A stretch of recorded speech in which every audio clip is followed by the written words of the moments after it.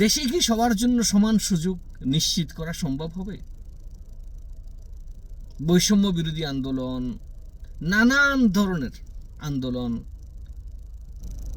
মানুষের ভিতরে ক্ষোভ রাগ, কেউ অতিধনী হয়ে যাচ্ছে, কেউ খুবই দরিদ্র হয়ে যাচ্ছে, এই যে একটা ব্যবধান মাঝখানে,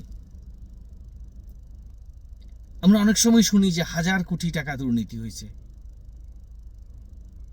লক্ষ কোটি টাকা নিয়ে চলে গেছে, 1000 কোটি টাকা ব্যাংকের লোন নিয়ে দেয় না।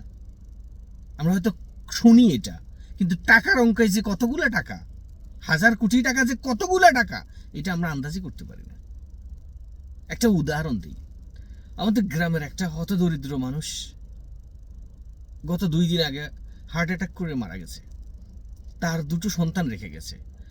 ছেলেটা বড়, বয়স 9 কি 10 বছর, তার ছোট মেয়েটা।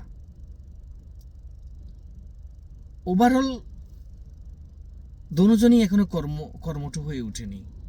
তার ঘরের অবস্থা দেখি জরাজীর্ণ একটা ঘর, ভাঙাচুরা, বেড়া দিছে, ওই বেড়াটাও ঠিক নেই, ভাঙাচুরা। কোন রকম মাথা গুজার একটা জায়গা আছে, তাও কিন্তু শীতের দিনে কিভাবে টিকে থাকবে আল্লাহ মাবুদে জানে। 1-2 লাখ টাকার জন্য একটা ঘর দিতে পারে না এই জীবনভর। এই মানুষটা কি বুঝবে বা জানবে এই দেশে তার জন্য সমান অধিকার নিশ্চিত করা হয়েছে স্বাধীনতায়? এই মানুষটা কি সেটা বিশ্বাস করবে? যার জন্য 1-2 লাখ টাকার জন্য একটা ঘর দিতে পারে না, অথচ 1000 কোটি টাকা, যার টাকা যে সংখ্যায় কতগুলা, একসাথ করলে যে কতগুলা টাকা আমরা ধারণাই করতে পারি না। ওই তো বাংলাদেশের নাগরিক, এও বাংলাদেশের নাগরিক। এই পার্থক্য মিটবে কিভাবে?